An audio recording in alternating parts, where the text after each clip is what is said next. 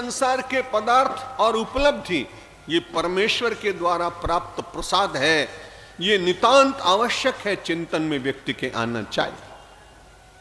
और जब आपको संसार के पदार्थों से मोह हो जाता है, पद से मोह हो जाता है, उपाधि से मोह हो जाती है, स्वजनों से मोह हो जाता है, कई बार अपनी ही कुछ प्राप्त श्रेष्ठ वस्तु के प्रति भी मोह हो जाता है। किसी को विद्वत्ता के प्रति, किसी को वक्तृत्व के प्रति, किसी को सौंदर्य के प्रति, किसी को आश्रम और मंदिर के प्रति, किसी को मठ और बड़े बड़े सिंहासनों के प्रति। अलग अलग क्षेत्र में सब लोग दिखाई पड़ेंगे जो कहीं न कहीं मोह के पंजे में फंस जाते हैं। उस मोह की निवृत्ति कैसे हो, एक बड़ा प्रश्न है। हम बंधना तो नहीं चाहते। भगवान श्री कृष्ण से अर्जुन भी कह रहा है, महाराज बलादि विनियोजिता, मेरी इच्छा नहीं है, अनिच्छन अपि वार्ष्णेयो बलादि विनियोजिता, मुझे तो जबरदस्ती कोई मोह में डालता है। मैं समझ नहीं पाता हूं कि ऐसा क्यों हो रहा है। तो भगवान श्री कृष्ण ने कहा, अर्जुन तो ऐसा सोचता था कि भगवान कह देंगे कि मैं ही तुमको मोह प्रदान करता हूं, और भगवान यदि ये कह देते कि मोह मैं प्रदान करता हूं, तब तो अर्जुन बड़ा निश्चिंत हो जाता। वो कहता तुमने मोह प्रदान किया, तुम ही मोह दूर करो। लेकिन उत्तर बड़ा अटपटा मिला उसको। जब उसने कहा कि मेरी इच्छा नहीं है और फिर भी मैं बलात् इव नियोजिता, मैं बरबस कहीं लगा दिया जाता हूं, तब भगवान ने कहा काम एष क्रोध एष रजोगुण समुद्भवः महाशनो महापाप्मा विद्धे नमिह वैरिणम एनम वैरिणम विद्धि। कैसी विचित्र बात। युद्ध के मैदान में कौरवों को बताना चाहिए तुम्हारे ये शत्रु हैं, कौरवों के साथ युद्ध करा रहे हैं।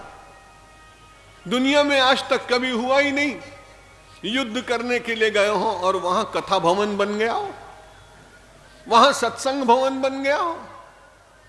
जहां द्वेष की चर्चा होनी चाहिए वहां विश्व प्रेम की गंगा बहने लगे। एक और सारे संसार में सबके भीतर भगवान का दर्शन कराने वाले श्री कृष्ण, और ये कहते हैं तस्मात् त्वमुत्तिष्ठ यशो लभस्व जित्वा शत्रून् भुंक्ष राज्यम समृद्धम मयैवैते निहिता पूर्वमेव निमित्त मात्रम भव सभ्य साचिन। एक और भगवान श्री कृष्ण कहे तस्मात् त्वमुत्तिष्ठ, खड़े हो जाओ, यशो लभस्व, यश प्राप्त करो, जित्वा शत्रुन, सामने कौरव है उनको विजय प्राप्त करो, भुंक्ष राज्यम समृद्धम, और समृद्ध राज्य का उपभोग करो। बिल्कुल भोग का उपदेश है कि नहीं। अगर केवल इतनी बात अर्जुन सुन लेता तब तो उसे अच्छा लगता, कौरवों को मार देंगे, राज्य मिलेगा, बड़े ठाठ से रहेंगे, वैभव और विलास जीवन की संपत्ति बनेगी और वही मेरे जीवन का प्राप्तव्य होगा। एक ओर भगवान ने कहा शत्रु को मारो, और दूसरी ओर भगवान ने कह दिया सर्वभूत हिते रता, सारे संसार के प्राणियों के कल्याण में संलग्न हो जाओ।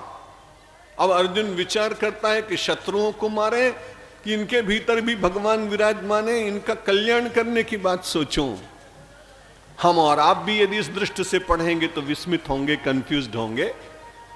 विचार करने के लिए दो प्रकार की सामग्री मिल जाएगी, क्या होगा?